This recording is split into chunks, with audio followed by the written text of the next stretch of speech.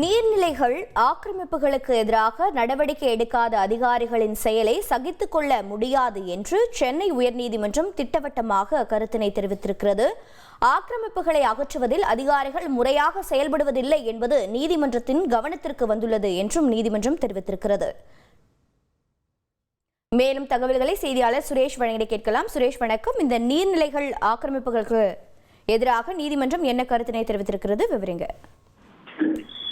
வணக்கம். அது சென்னை ராஜா அண்ணாமலைபுரம் அருகே இருக்கக்கூடிய அந்த சத்யா ஸ்டுடியோ அருகில நீர்நிலை புறம்போக்கு என வகைப்படுத்தப்பட்ட ஒரு நிலத்துல கட்டடம் கட்டி வசித்து வந்த செல்வி என்பவரை காலி செய்ய சொல்லி மயிலாப்பூர் தாசில்தார் கடந்த மார்ச் மாதம் நோட்டீஸ் அனுப்பியிருந்தார். இந்த நோட்டீஸை ரத்து செய்ய வேண்டும் என்ற கோரிக்கையுடன் செல்வி உயர்நீதிமன்றத்தில் வழக்கு தாக்கல் செய்திருந்தார்.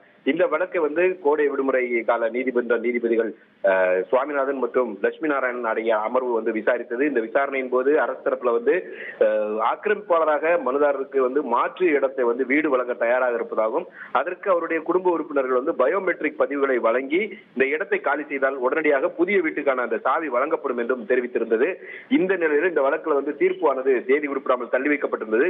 இன்றைக்கு இந்த வழக்குல தீர்ப்பளித்த நீதிபதிகள் அரசு தரப்பு வாதத்தை பதிவு செய்து கொண்டு இந்த நீர்நிலை ஆக்கிரமிப்புகளை பொறுத்த வரைக்கும் அந்த ஆக்கிரமிப்பு வசிப்பவர்களை அங்கீகரிக்க முடியாது என்ற ஒரு கருத்தை நீதிபதிகள் தெரிவித்திருக்கிறார்கள். மனுதாரர் சம்பந்தப்படுத்தப்பட்ட இடத்துல இருந்து காலி செய்ய வேண்டும் என்றும் எதிர்காலத்தில் அந்த பகுதியில எந்த ஆக்கிரமிப்பும் இல்லாத வகையில உறுதி செய்ய வேண்டும் என்றும் அரசுக்கு நீதிபதிகள் உத்தரவிட்டிருக்கிறார்கள். பொதுவாக நீர்நிலைகளை உள்ள ஆக்கிரமிப்புகளை அகற்றுவதில் அதிகாரிகள் முறையாக செயல்படுவதில்லை என்ற ஒரு தகவல் நீதிமன்றத்தின் கவனத்திற்கு வந்திருக்கிறது.